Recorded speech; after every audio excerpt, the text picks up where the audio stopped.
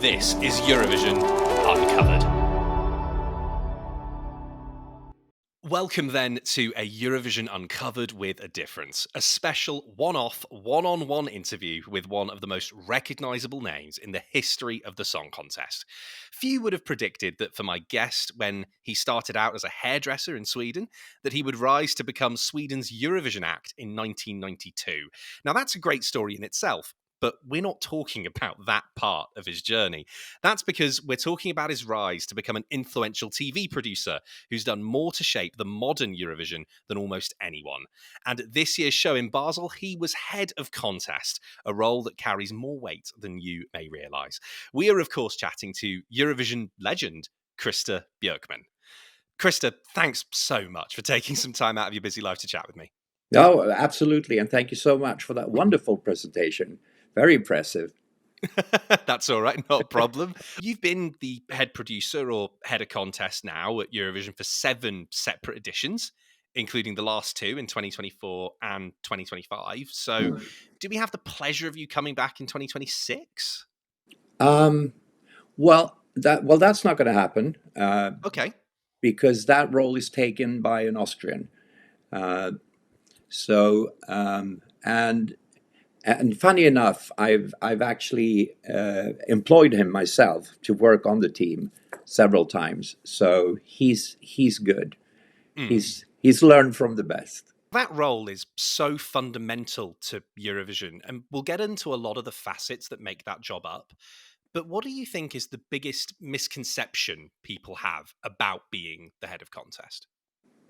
I don't think it's a misconception. They might not understand the concept at all. Because first of all, I created the role because I was the sole producer in 2013. And it bloody almost killed me.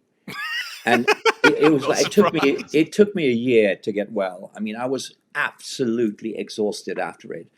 And the problem was that what I did not understand undertaking the role was, because I was so used to digging myself deep into the contest already in Sweden in Melodifestivalen. And I did not pay that much attention to the show because the contest is what that's my drive. That's what I love. And as we started working with the production of Eurovision 2013, I realized that my focus gradually was drawn into the show because everyone on the team, the Swedish team, their concern was all about the show. Yeah. All about the soul of the Swedish soul in the show. And once we got into the contest, which is kind of late in the process, I was already exhausted. And so it was like, and I said, like, when we were like 2 weeks away from the contest, I said, this is absolutely ridiculous.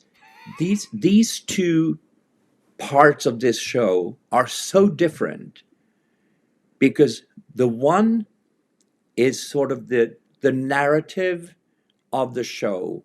It's the host, it's the flavor, it's what is Swedishness, what is the soul of the hosting country.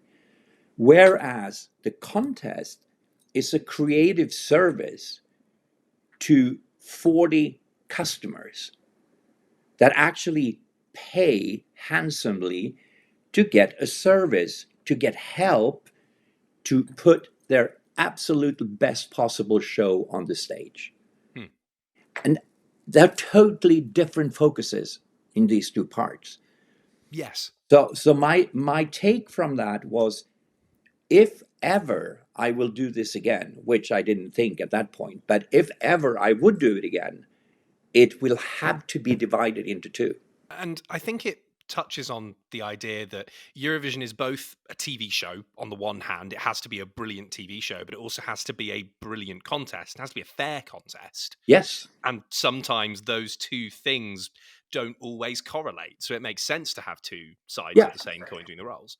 Absolutely. And when you look at the timing and the schedule for this, it's like we rehearse all day long Mm, for 2 weeks. And then after we rehearse, we go into the viewing room to actually look at what we did during the day and we make changes. But that's when the show rehearses. So it doesn't even make sense from a rehearsal point of view. exactly. You'd have to be in two places at once. You can't. So You so can't. it makes perfect sense to separate it. You've been involved in Eurovision in some form or another for over 30 years now. And you've mentioned that that was something you changed, having a head of show and a head of contest being separated. What are some of the other things you've seen change in that time that you think have had the most significant impact on Eurovision today? Um, we implemented that the contest producer, actually make the running order for the semifinals and the final. Yes. In 2013. In 2013, we also introduced the flag parade, which is still there. We also reopened the door for artists to be in the postcards, which they were taken out for a number of years. Hmm. And also the voting system. We developed a new voting system in Sweden that we eventually got into the Eurovision as well, where where you separate and you have the juries separated from the public audience. Yeah, the 50-50 voting Yeah, system that we've all become used to. yeah, Because that had been something that had been at Melody Festival, and which, of course, you were instrumental in for a long time before we got that at Eurovision. 20 years. Yeah. Yeah, although we still don't have the age demographic bit, so it's still not quite the same. No, exactly. But that was not during my reign. That came after. And now you've been producing shows like this, like Eurovision, like Melfest, for such a long time. How, when you got to Basel this year, your seventh time around doing this, how did you approach that with fresh ideas? What do you do to get into that state of doing it differently while also doing it the same? Well, the thing is with this contest is that it sort of happens on its own because we are in the hands of technical development. There are always new products coming out on the market. You obviously look at other shows of the same kind, especially American shows, obviously, to see, to get inspiration. You look at music videos, you look at all kinds of shows, and you just sort of cherry pick and you see this little thing. Oh, that could be an idea. If we add that to that, and it's like you're hit by Mm. constant input when it comes to new gadgets and new technical fluff that you could use. And also the music, it's new every year. The artists are new, and new creators come on board. And actually, it just happens. You don't really have to think about renewing yourself because everything renews itself around you.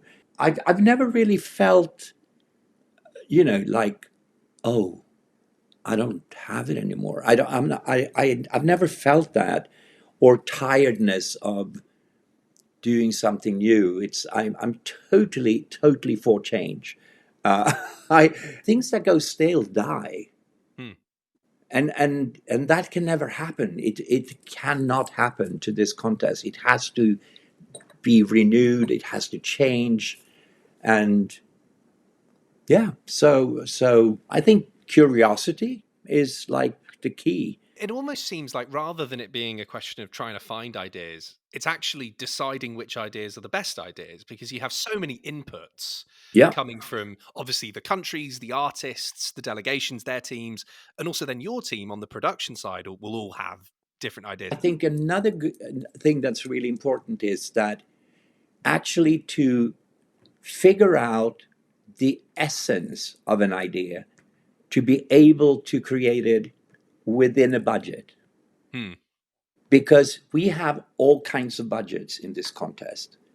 You have countries that can't really spend anything on an act, and we still have to make them look like they put a fortune in. So that is one thing that is really really dear to me, that everyone, no matter result or budget or what the odds say, everyone should feel when they leave that we did everything we could for them, Mm. everything. And that is one of the things that I love the most, when somebody comes up to us and say, I'm aware we haven't spent many pennies on this act, but you made it look brilliant. And that's really cool. I mean, it's not that difficult when a rich country comes with everything. But to me that becomes an American award show, which is the most boring thing in the world, because after 20 minutes you're so full that you're like, oh God, I can't take one more act with everything from the first note to the last. It's like you get so much impressions in an act, and it just keeps on going. That it doesn't create any dynamic. And that's another thing that's really important in those shows. And that's also why it's important that you can control the running order, because you can give a small act enough, a beautiful space to blossom in between two bombastic big acts.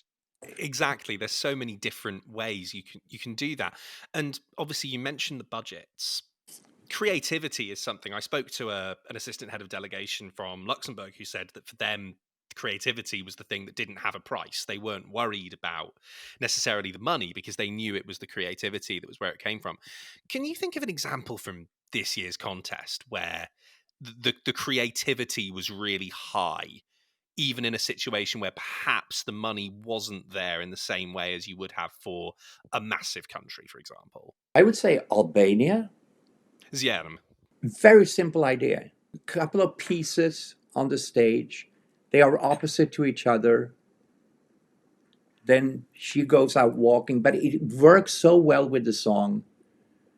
And he then stands in profile. Mm.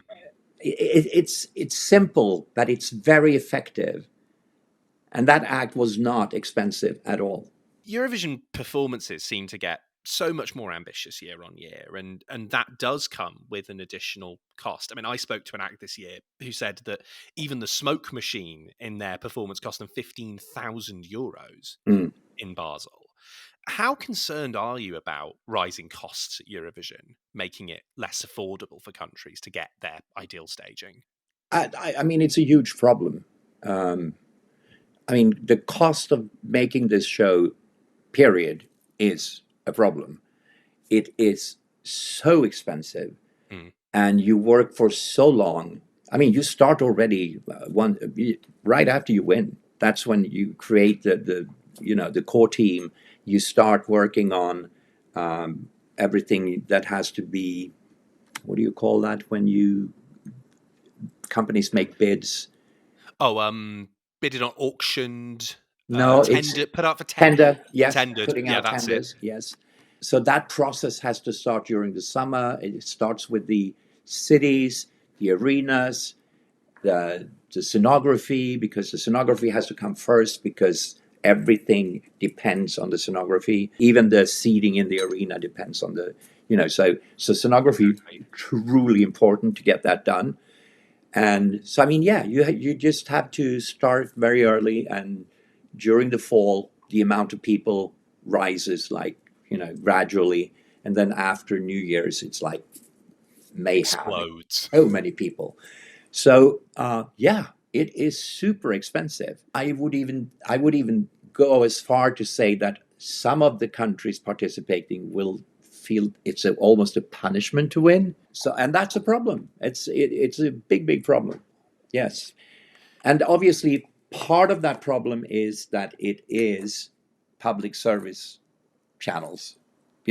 All of them Yes. cannot have advertisement, and there are restrictions on how much you can show on the screen. So it's a very complicated I mean, it was created in a time when the the cost looked differently, Mm. and obviously the commercialization of TV has gradually gone from 56 to now, and now it's obviously A super totally different dependent on universe that. now. Super dependent on that. Yeah. Mm. I mean, with how different the costing is of these big productions, do you think that system needs a change? Do you think there's something that needs to be done to help affordability, not just of the stagings, but of really everything at Eurovision? Very, very hard to tell. It's, I mean, we can't go back. There's no way. I mean, we Mm. can't go back to just having a singer standing there singing. No, no, no. I don't think anyone would want the technical pinnacle that Eurovision is to be diminished in any way. But No. I guess it's a question of fairness because obviously so many countries have very different means when they come to the contest now. Yes, obviously it is like that. But then you can go to any sport. Same thing. I Mm. mean, there are countries where students are promoted uh, all the way from they are 10 years old, put in special schools where they do most of the time they actually do their sport, uh, and then you have runners from certain countries in Africa where they actually run on sand. It's like fairness is not even applicable here. Mm. It's like it is what it is. Yes, some countries spend more money on this. Some countries spend more money on sports, athletes, and the development of them. Is it fair? No, maybe not. But it's just the way it is. What's one of the most expensive or ambitious kind of props or staging elements that you've come across in your time at the contest? Just how crazy does this get? Well, I mean, some of the most complicated or tricky ones we actually had this year with people flying. That's a very, very obvious one to bring up. We brought that up on the Uncovered episode we just did around the getting Erica up in the air, getting Clement upside down. I mean, that's something we've never seen before. No, and we've always said no before. What made you say yes? Again, curiosity. Can we do it? Pushing boundaries. Um, it was. Oh, we said many times. Why did we open this door? It's the Pandora's box problem. Erica was actually the easiest one because she was so cool with it because she had already done it. Hmm. Uh, Poland, more complicated. Um, the Slovenian guy, also very complicated because we did not have the same system that he was used to. So it took some getting used to, and it was very tricky to program it. It was tricky, but in the end, fun. Well, this is the thing, right? Is that you're doing this role must be like being in control of a great big playground of stuff. Yeah, it's like a magic box. It's you just have this fantastic equipment that you could sort of play with, and to do that, and to also to push boundaries is very important. To okay, so we had three acts that wanted something done in the air, and we're like, well, three is kind of it's a lot. Hmm. And to say no to three countries that have great ideas, and two of them had already done it. No, all three had done it actually. Yeah, all three had done versions Yeah. of it. So who are we to say no? And It I think becomes then that your that is mission, actually, I think that's the answer. That's the answer why we in the end said yes, because we don't want to be less than a national selection show. And I think that is also the reason why in the end Liverpool caved to Lorene's roof, because that was also something that was no, can't have Yeah, things there was hanging all in the sorts air. of discussion around that and the load bearing and how big it was and how long it would Yeah. take to get on the stage. And I remember in the end they said, oh, okay, but it can't be that big. It has to be half the size, half the weight. And it's like, okay, let's do it half the weight, half the size. And they did, and well, thank God for you guys because it worked, and then you were back in the header contest job because of that. Yeah, I mean, in the last two contests you've helped to produce, I feel like the stagings for songs have taken such huge leaps forward. yeah, I mean, they feel like real time music videos now. Like some of the best of them are just incredible. yeah.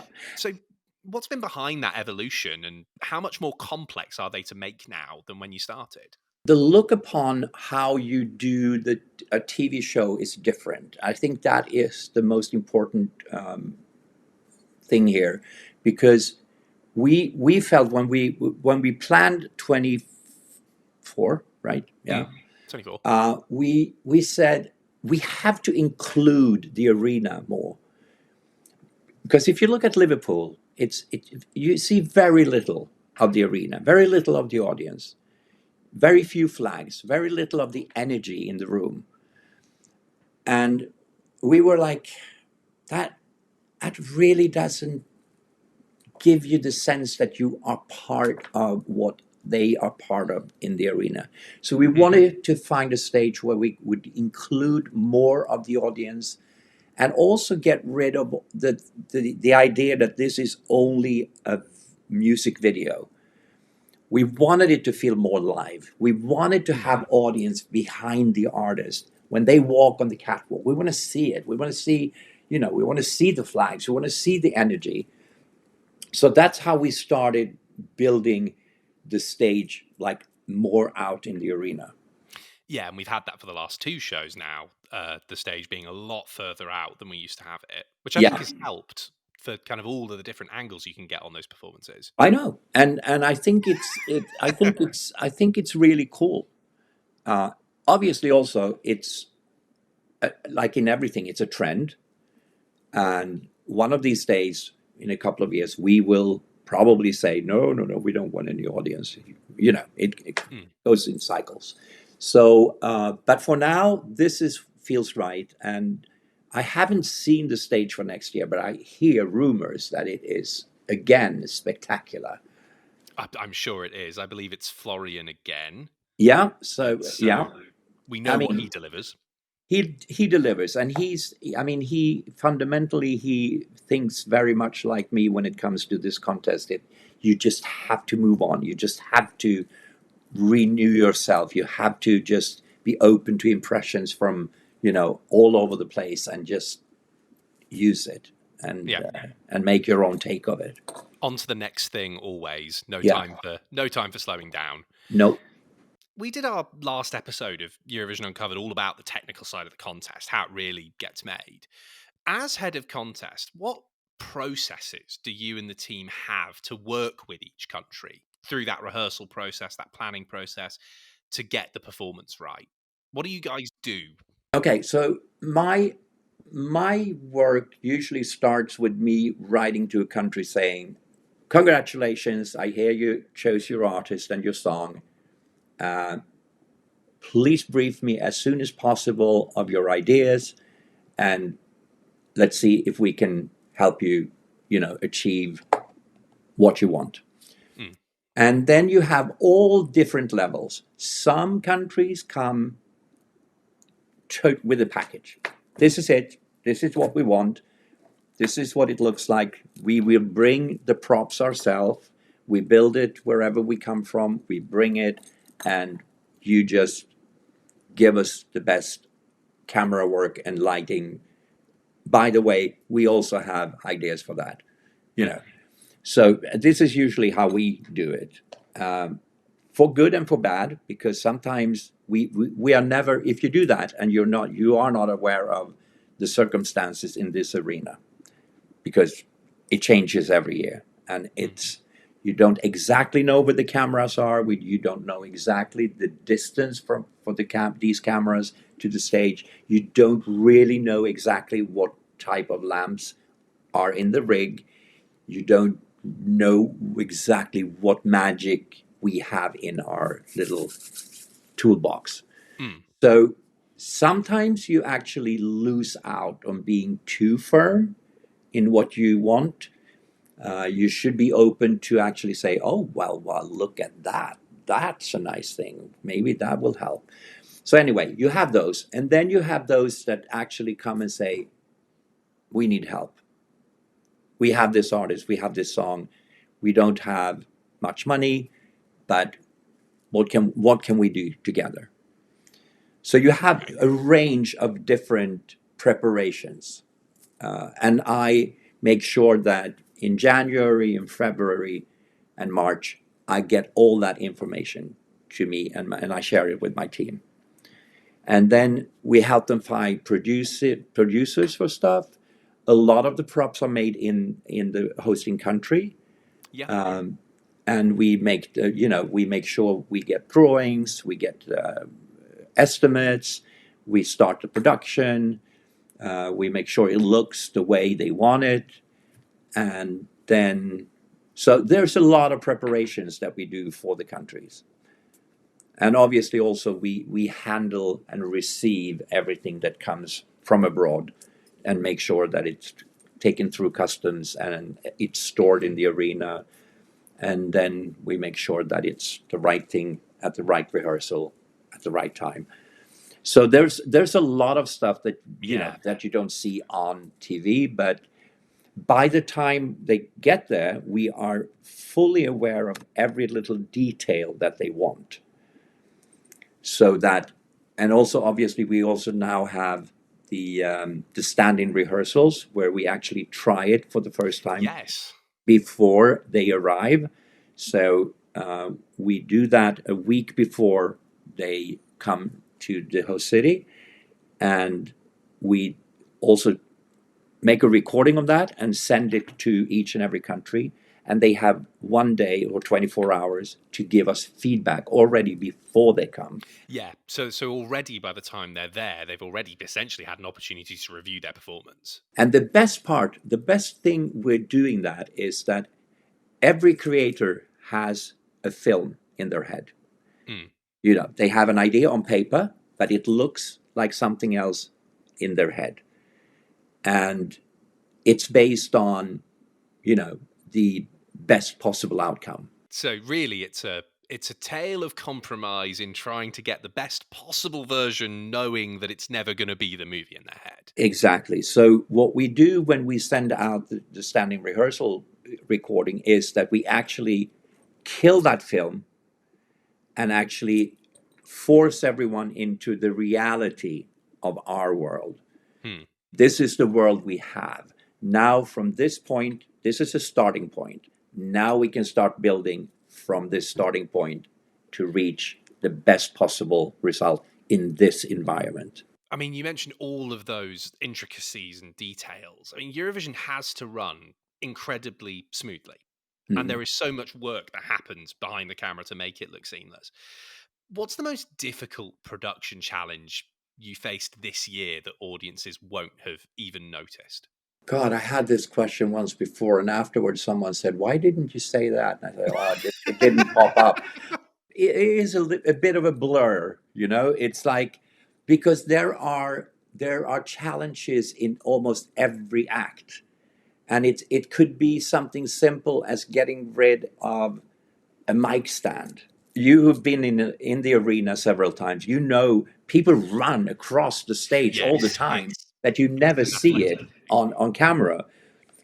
So I would say there's something in every song almost. There's always something that could go wrong when it comes to just the logistics of an act. I can't really. It might pop up. It might pop up as we go on. If it comes back, if it just hits you, just let me know. Yeah, I think what that tells you though is that I think the real Eurovision Song Contest usually happens maybe an inch or two out of shot. yeah, yeah, That's where it's really happening. yeah. Absolutely. And I actually love when they do uh, clips of that and put it out afterwards. Yes, I've I seen a lot of remember those. the one they did on France last year. Slimane, when he was on the floor and he had his own cameraman on stage Yeah, that followed him throughout the song. That was really cool. Obviously, yes, Switzerland. yeah, very Switzerland, similar thing. One shot yeah, and they performance. also had a very cinematic camera, a very specific camera to do that. And for some reason, I think it was the photographer himself who actually stepped on the cord, because that camera, Ah, so that's what happened during semi-final one in the yes, live where we lost the feed. yes, exactly. And all of a sudden, all the magic was gone, and we were in the Mm. real world, and we had to switch to the proper cameras. Yeah, to the wide shot. Well, that's the worst one to go wrong when it's a single camera. Luckily, she wasn't competing then. Yes, it was the whole Big Five and hosts in the semis thing. That's Yes, another thing that was brought in at a contest of yours. yes, yes. You also have, I think, one of the most important challenges in Eurovision because in the last few you have decided the running order, Yeah. which is just a huge job. I have always wanted to know this. What is it actually like, hour by hour, to create that running order in the room? Because it happens so quickly. Well, I start already when I get the 10 from the Tuesday's semifinal. Mm, And I just look at their energy. I'm so, when it comes to that, I'm very conservative. I still have my post-its, and they have yeah. different colors, and they have everything that's included in the act, what it's about, what we use, yeah, all of it. All the information I can put on a post-it, I have on it.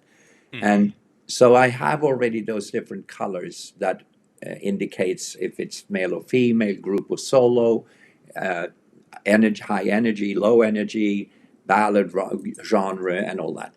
So already then I start putting that on a wall, and then obviously I then can add the big five. They are already there, and the hosting country has its position. And then what happens is on Thursday night, right after, I just take off immediately. just book it to the room. Yeah, and I sit there and wait for the result as it comes in, and then the executive supervisor also comes, Hmm. and usually I get like half an hour to make a suggestion, just something to start with. Okay. And then we actually go through every single position. And the the only time which well, we should talk about this. This is interesting. Okay. It's about the dynamic of the voting starting in the beginning. I think it has Yes. changed the the The behavior, I suppose, of the yes. way that people vote. Thank you. Because people can vote right at the end of a song now. They don't have to wait. Well, the only thing that the both Jon Ola and Martin has ever said to that made a change is when I have misinterpreted a result. If we have two songs that are similar, like similar energy, Yeah. say two female solo artists, Okay. and they could actually be because their energy is basically the same. They could either be here or it could be here. Due to the statistics of before, it could be, say, should it be in the middle or should it be 21? Let's say those are the two positions The I two have to choose. options. Yes, then they could actually say, well, maybe the other way is better. I mean, that already raises two very interesting points to me, and I'll try and rattle them off quickly. So number one is the executive supervisor can effectively change your mind or almost has a veto in No, some case. no, No? no. It's always a discussion, Okay. and if I, which has happened as well, when I say yes, I do agree with that, but it happens to be that we will end up with three blue acts in a row. It is not very nice for the show. So no, so the creative part is still ruling, but for because they think of the expectation of the viewer, they want the viewer to stay all the way throughout the show. Yeah, it's the engagement. Yeah, exactly. So, and I do understand, and I actually agree with that. You should absolutely make sure that people want to stay as long as possible in the show. So you do want to end the show with something that has a high expectation from the audience Of course, overall. because it creates that building effect Yes. as it goes on. And then the second point that makes me think of is, I mean, you mentioned saying that statistics came into it. What kinds of statistics? Well, the thing why I mention that is because I think the dynamic of statistics are going to change now when you can start voting from the beginning. Hmm. If you look at the result from this year, top three are 349. Yeah, all in the first half of the show, which never used to be. It's even in the first third. Yeah, because how I've always understood the running order is you kind of have this, I guess, kind of like a sand dune. Starts, if you're at the start, it's usually not good. And then it goes up, end of the first half is nice. And then it dips down again for 15, 16-ish. And then it comes back up towards the end. It's kind of like an S.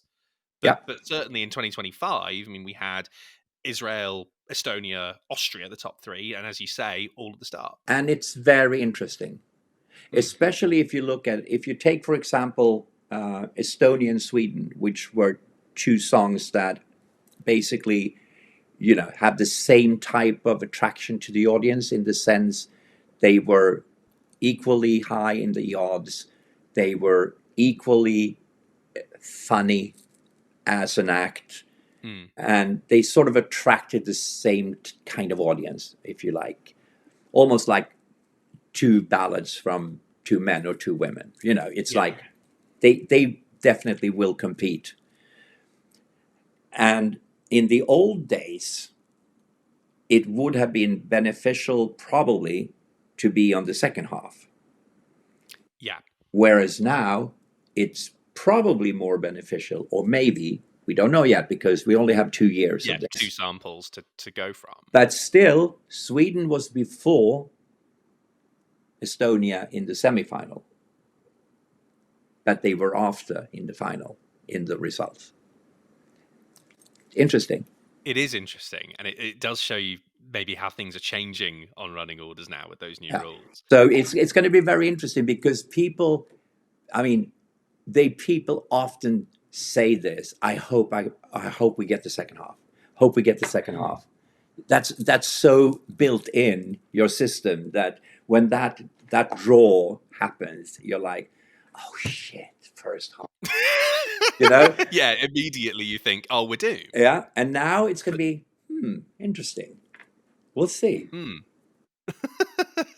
See how much that changes the dynamic of the concert. That is really interesting. It is, isn't it? I like it. I like that. I remember a couple of years ago, there was an interview with the previous head of contest, so Twan van der Nevenhausen. Mm-hmm. And he said he always wanted the first song in his running order to represent what Eurovision is now. Mm-hmm. So what rules do you like to follow in your running order? What do you want to achieve in them? I do agree with what he said as one aspect. You don't really want to start with something that is typically old-fashioned and something you've seen a million times. So you want it to be a good act representing the time we're in. You also want it to be a good energy. It also depends. It's a little bit different if it's in the final or if it's in the semifinal, I would say. In my book, it has to be a contender. Okay. It has to be someone that you are sure of getting a good result. I do not want to start with something that, in my book, will not make it to the final, for example. I don't think that's good for the show. Also, I think it's really important that people are not afraid of starting the show. It's a tough position. It is a tough position in the final. I think in the semi-final, it's a little bit more beneficial to open because there's less songs, fewer songs, and so there's less time for you to be forgotten there. Yeah, but on the other hand, now we've seen all the songs, we've heard them. We have a reaction to them because we do have a result. We know that they made it through. And we also can look at all the movement on the odds that happens during that week. of the contest. I mean, you can immediately see. And that comes into the decision making. Well, it comes into my suggestion because you want to have, you want to have favorites spread out throughout the show. Again, for expectation, you do not want people to start looking at 10 o'clock instead of 9 o'clock. You do want people to sit there at 9 o'clock, and you want them to still sit there at 11. And I mean, it's obvious. There are so many more aspects to it. It's obviously your taste, my team's taste. I mean, we obviously have worked with these songs for so long. We know them by heart. So, and our taste is no different from people's taste. So it's like it's obvious that we at least think we know, what has a high expectation. And then Yeah, and that, yeah, yeah. and once you've done that, that's when you start building the dynamic of letting something pop up, and then you have this. You have these different energies, and you have to be as fair as you possibly can. Yes, and obviously we've mentioned already that some spots in the running order have always been seen as better than others. I mean, that might be changing, as you say. But what do you consider when you are picking songs for the so-called good spots against the so-called bad spots? Is that a right way of phrasing it? No, because there are no bad spots. A bad Okay. spot is a spot if you put three ballads in a row. The third ballad is a bad spot. That happened when we had a draw. I think we even had five in a row at one point, which was a disaster. Mm. So that doesn't happen anymore. So no, I in my book there are no bad spots. And I had this discussion last year with Ukraine. Yes, because they were put in slot number two, which is Yeah, and obviously I seen as the told them worst. with this new system where people vote from the beginning, people will vote for your song if they like it, whether it's 2, 10, or 20. It doesn't matter anymore. And they came in fourth, and they were super happy. And they were like, she came up to me afterwards and said, "You were right. It didn't matter. It didn't matter at all." So I really think it's a good thing. I think this has evened out the odds in a good Mm. way, that it doesn't really matter where you are. If you have a good song, it will show. And you have just touched on it in that Ukraine obviously came up in 2024 and obviously wouldn't have been very happy when they saw that they were in that slot. How do you speak to those delegations once you've made that running order decision when they aren't happy? Well, if they come to me, I will obviously talk to them and explain that it doesn't matter. But since I don't think there are any bad spots, because we put them in a sequence where it will pop up depending on what's around them. So Mm. it doesn't. There's nothing to explain. Um, from my point of view, it's equal, it's fair, it's done so that every song has a moment to shine. And but if somebody comes up to me, have an opinion, obviously I will explain that and say that there are no such thing as a bad position. I'll start wrapping this up by asking you really about where we're going at Mm. Eurovision moving forward. Because what interests me about it is that it's a 4-hour odd linear television show Yeah, in a world of 30-second TikToks I know. now. So how do you maintain Eurovision's genuine success with those younger viewers, even as we see all that data that shows that attention is shifting to these really short form things? Yeah, and it's also amazing when you read the data about the viewers of the Eurovision. They are young. The drive on TikTok, as you say, and the interest on YouTube. I mean, it's amazing. And I don't know. I really can't explain it. This is the one TV show that does not lose viewers. I think it's become such an institution and such an event that it's a part of people's calendars. Yeah, maybe we have to go back to the sporting thing again. Maybe it is that those monumental events are the only thing that actually sort of, they are the last bonfires, if you like. It's like the Hmm. Olympics, the World Championships in football, um, Eurovision. There are like a handful of events that everybody sort of hold on to, uh, that because they represent something. I suppose they're cultural shared Yeah, experiences. and probably you see it for the first time with your parents. Yeah, I mean that's my experience of Eurovision was seeing it around 12 with my with my Yeah, family. and I guess I don't think a young person finds it. Otherwise, it's like, how would they? Um, it's yeah, it's tradition. I guess it is something to, we hold on to it because it's sort of a common. We have that in common. We talk Hmm. about it in the schoolyard. Or nowadays probably on the phone. But Yeah. it's but it's interesting, and I don't think anyone has an answer. I think a bigger problem is that public service channels across Europe are struggling, both financially and politically, as Yeah. well. So that might be a bigger worry, that what happens if a lot of them crumble. Yeah, because the contest is only as strong as the broadcasters who compete in it. Yeah. Let's hope for the best, and let's hope that the old lady stays on for a long time. Yes. Yeah, let's hope. Let's hope we have another 70 years Yeah. after this first batch. I mean, the other thing that you've been involved in, of course, is making new Eurovisions Yes. for different places around the world. You've done the American Song Contest. Obviously, that's been and for now has been gone, and potentially there's new Eurovision formats to come around the world. Which ones are moving along at the moment down at Voxovation? Um, the most intensive preparations are for Asia. It's ongoing. It's Hmm. it's very complicated.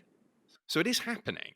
There's nothing decided yet. There's nothing uh, confirmed. We're not quite there yet.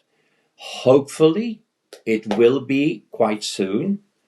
But it is extremely complicated. You have to remember that the Eurovision in Europe was built during a long, long period of time, and it was very small in the beginning. And only to get there to, like a starting point is really, really complicated to get something like, I don't know, in the area of, let's say, 10, 12 countries to commit to a format they know about, but Mm, don't really know what it means.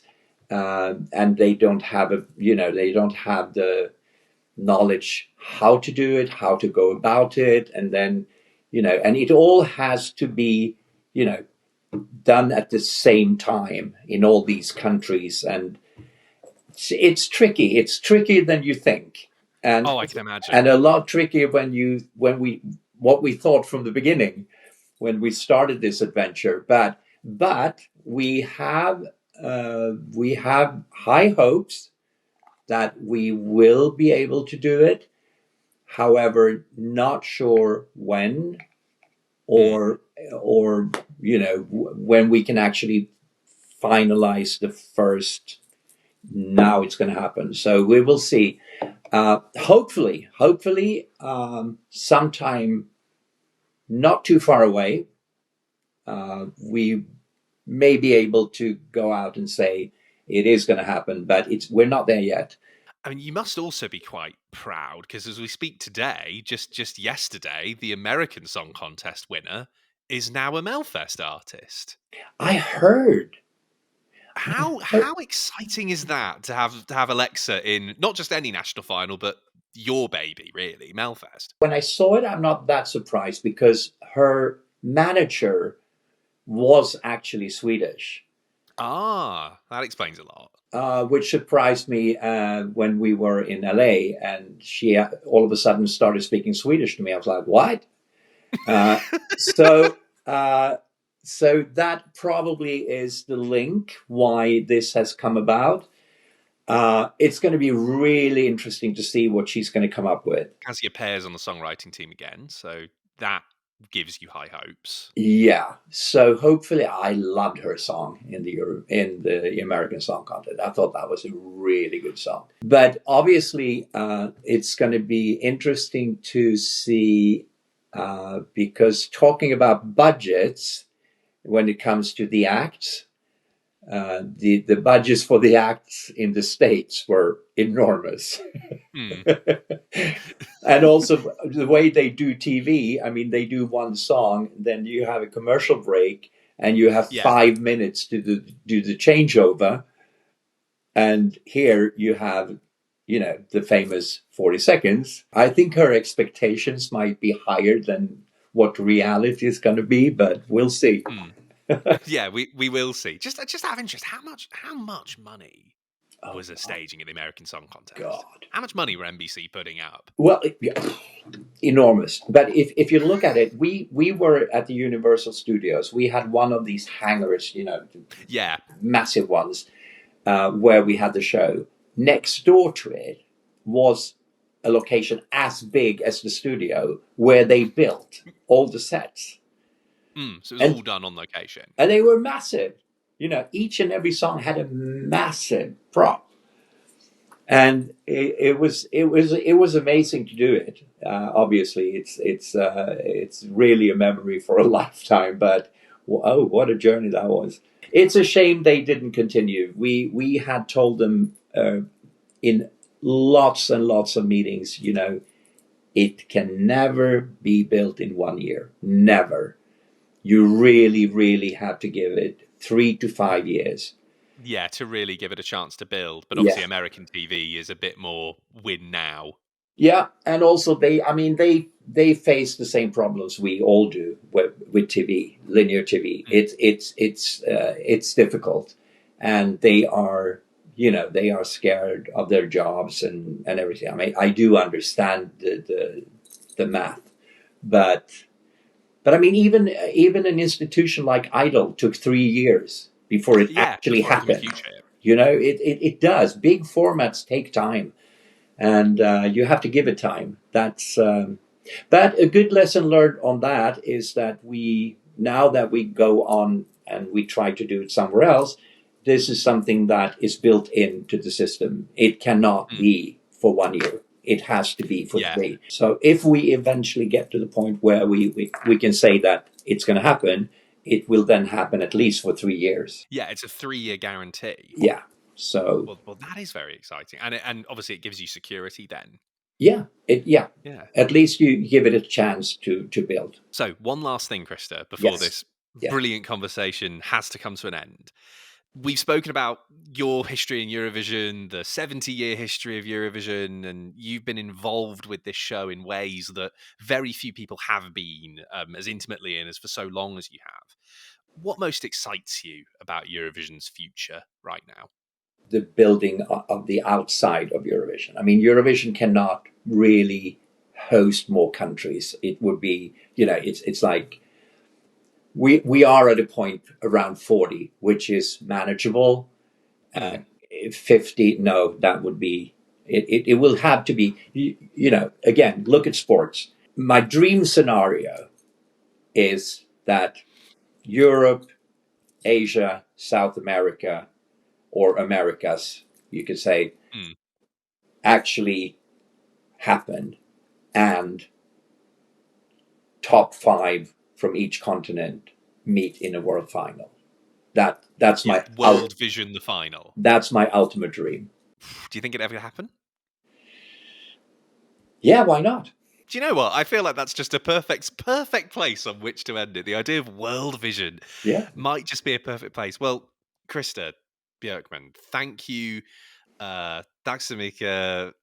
All of the ways to thank you for this. This has been really, really lovely. And getting a chance to chat to you about all of this for Eurovision Uncovered, it's been just the best. So, Yeah, thank you so much, Krista, for your time. Thank you for having me, and looking forward to seeing you in Vienna. Is it? Yes, I'll be there. I'll Have be there they if you will be. have they decided for Vienna? Yeah, it's gonna be in Vienna. Yeah. Okay. Good. Yeah, I'm surprised you I, don't know. I wasn't even sure.